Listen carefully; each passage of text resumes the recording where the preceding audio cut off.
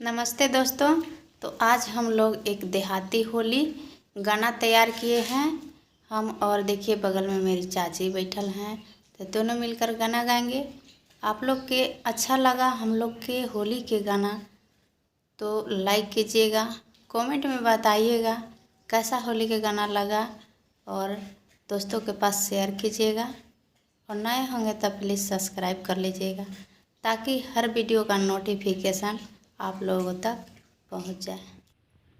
आइल बा फागुन के महीनावा हो, लेके रंग के सगुनावा। आइल बा फागुन के महीनावा हो, लेके रंग के सगुनावा। रंग के सगुनावा हो, रंग के सगुनावा। रंग के सगुनावा हो, रंग के सगुनावा। आइल बा फागुन के महीनावा हो, लेके रंग के सगुनावा। आइल बा फागुन के महीनावा हो, लेके रंग के सगुनावा। सभी कोई रंग में रंगइल कहो, देख आइल बा फागुनावा। सभी कोई रंग में रंगइल कहो, देख आइल बा फागुनावा। आइल बा फागुनावा हो, आइल बा फागुनावा।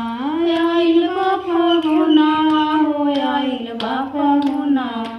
सभी कोई रंग में रंगइल कहो, देख आइल बा फागुनावा। सभी कोई रंग में रंगइल कहो, देख आइल बा फागुनावा। रंगो खेले ललबो खेले, रंगो खेले अबीरियो खेले। सभी रहे मंगना मगनावा हो, देख आइल बा फागुनावा। सभी रहे मनवा मगनावा हो, देख आइल बा फागुनावा।